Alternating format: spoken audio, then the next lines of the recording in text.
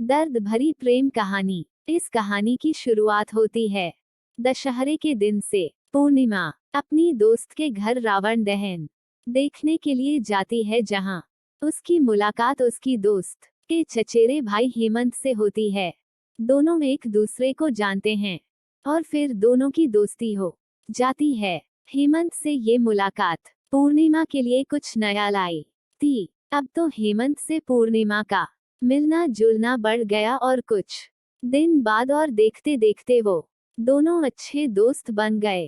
पूर्णिमा ने तब तो कुछ नहीं कहा, बाद में हमेशा हेमंत के बारे में सोचती और अपने मन में ख्वाबों को बुनती रहती। कई बार तो उसने यह बात हेमंत से भी साझा की, और जो बात आगे बढ़ी तो पूर्णिमा के इस खालीपन की जगह पर हेमंत का ऐसा असर हो गया था कि अब तो पूर्णिमा को भी हेमंत से प्यार हो गया। अब दोनों की प्यार परवान चढ़ने लगी थी और दोनों के प्यार की ऊंचाई आसमान छूने लगी थी।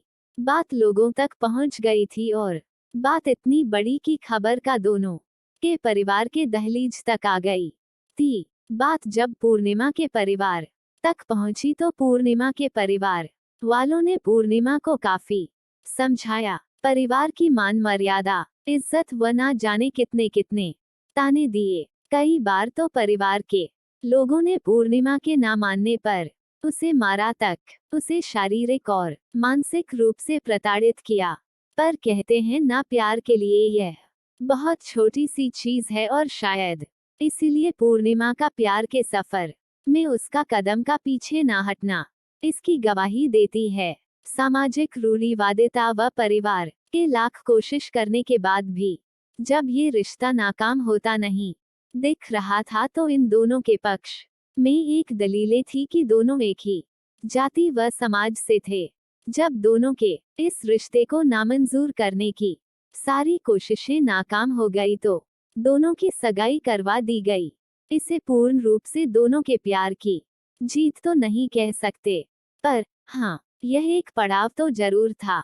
शारीरिक व मानसिक प्रताड़ना से छुटकारे का ये एक पड़ाव तो जरूर था। समाज के लोगों से मिलने वाले ताने का, और ये एक पड़ाव तो जरूर था उनके मिलने जुलने पर लगी हुई पाबंदी का। बहरहाल दोनों अब एक ऐसे रिश्ते में बंध चुके थे जहां वो अपने शादी के और आने वाले कल के जिसमें वो साथ होंगे के ख्वाब संजो रहे थे। पर कहानी का यह सफर यहाँ पर खत्म नहीं होता। कहते हैं ना, नियति जिंदगी के पड़ाव को कब आखिरी पड़ाव बना दे यह कोई नहीं जानता। कल गणगौर है। आज पूर्णिमा बहुत खुश थी कि कल गणगौर है और हेमंत उससे मिलने आने वाला है।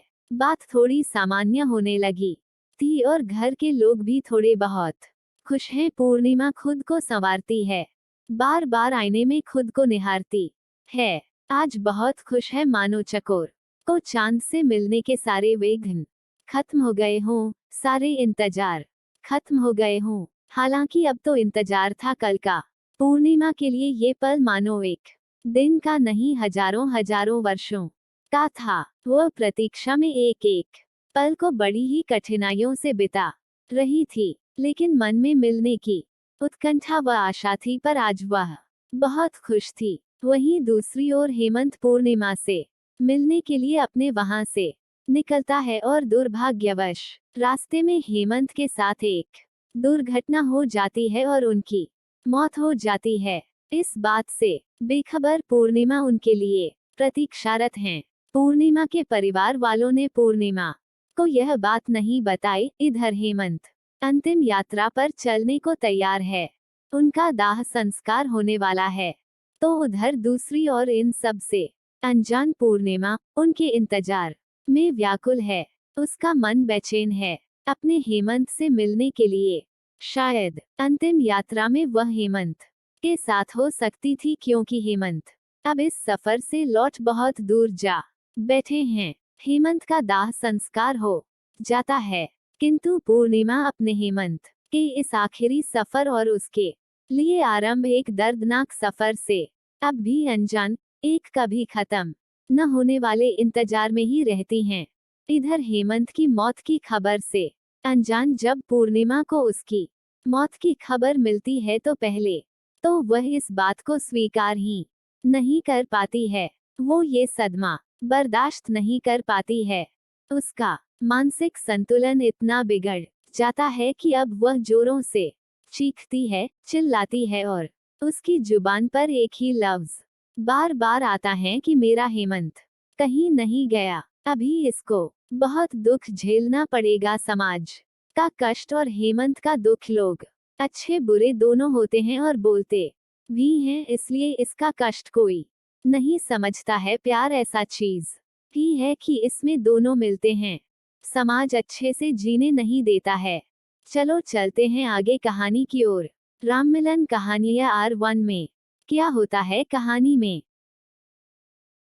क्या होता है कहानी में? मेरे हेमंत, जिनके लिए कल मैं पूजा करने वाली हूँ, वो गणगौर के पूजा में शामिल होने जरूर आएंगे। उन्होंने मुझसे ना भूलने का वादा किया हुआ है, इसीलिए हेमंत जरूर आएंगे। मेरे हेमंत जरूर आएंगे। कभी चीखती है, कभी जोर से चिल्लाती है तो कभी अचानक अपने आप को सन्नाटे में बदल देती है। फिर उस सन्नाटे को चीरती हुई अपने चीख पुकार से हमेशा एक ही बात दोहराती है कि मेरा हेमंत जरूर आएगा। मेरे हेमंत मुझे छोड़कर नहीं जाएंगे। अब इस बात को हुए महीनों बीत गए हैं, पर उसके जुबान में बस एक ही बात है, मेरे हेमंत मुझे छोड़कर नहीं जा सकते, वह जरूर आएंगे। इन सब के बीच परिवार के लोग, वह समाज के अन्य लोग जो इसके प्यार को नाकाम करने में अपनी तमाम कोशिशें कर चुके थे, वह लोग जो कभी न जाने कितने ताने सुनाया करते थे तो कभी तानों की बरसात कर दिया करते थे, आज उनकी आंखों में भी आंसू थे पूर्णिमा के हालात देखकर।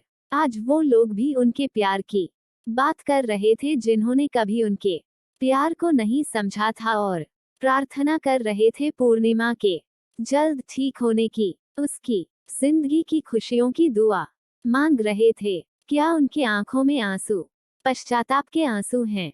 क्या इन समाज व परिवार के लोगों की हमदर्दी में, उनकी सोच में परिवर्तन की कोई किरण झलक रही थी?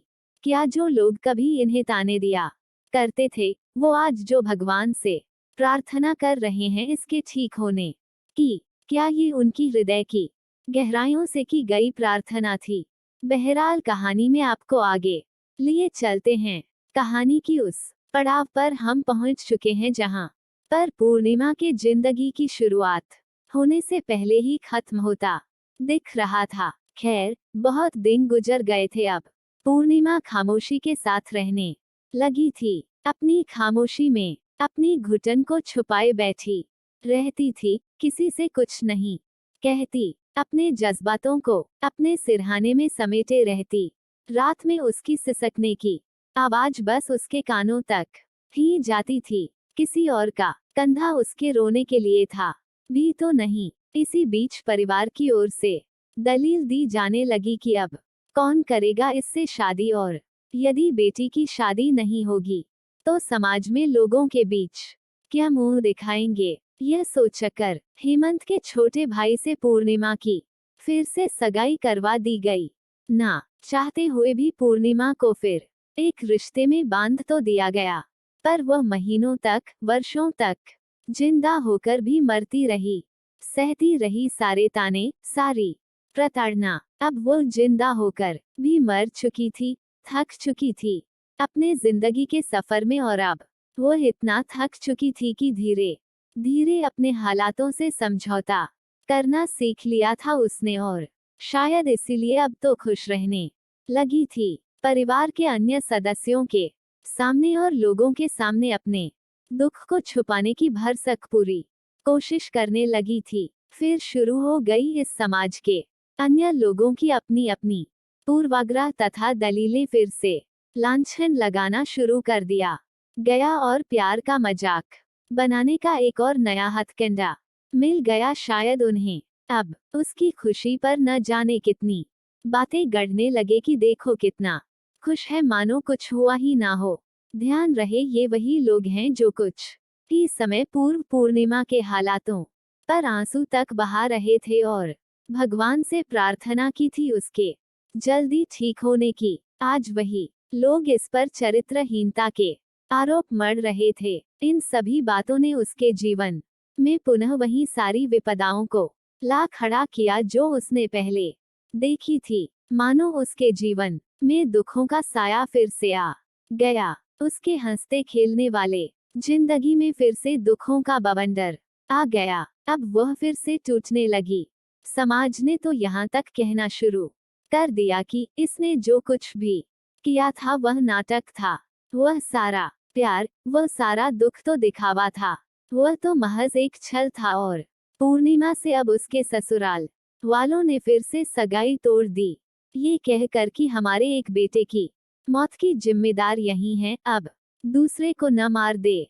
इसके कारण हमारे मान सम्मान, इज्जत को ठेस पहुंची है और साथ ही ठहरा दिया अपने ही बेटे के मौत का जिम्मेदार। हम उसके दर्द की कल्पना भी नहीं कर सकते हैं जिसने इस दर्द को जिया है।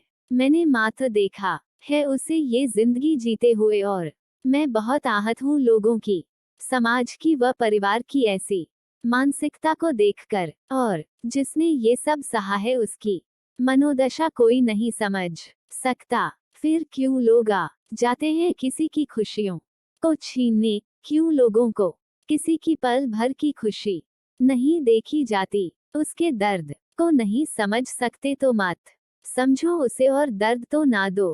क्यों किसी को फिर से जीने का हक नहीं? मुझे आज तक उस लड़की का गुनाह समझ नहीं आया कि क्या किसी से प्यार करना गुनाह है?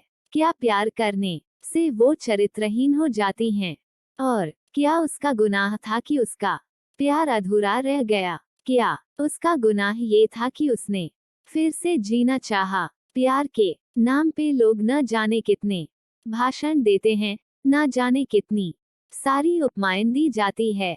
कान्हा जी और राधा जी के प्रेम को लोग पूजते हैं, क्या वाकई में पूजते हैं? मैं नहीं मानता ऐसा कि लोग मानते हैं भगवान के उस प्यार को। अगर ऐसा होता तो आज हर समाज में प्यार करने वालों को अलग नहीं होना पड़ता, किसी को ये दर्द नहीं सहना पड़ता। अगर लोगों के अनुसार ये गुनाह ही है तो क्यों पूजा करते हो राधा कृष्णा की प्रेम की मूरत की? क्यों उन्हें भी सजा नहीं देते प्रेम करने की? प्रेम करके अधूरा छोड़ देने के लिए एक ही उम्मीद करूंगा, किसी को जीने नहीं दे सकते तो उसे मरने के लिए मजबूर तो न करो।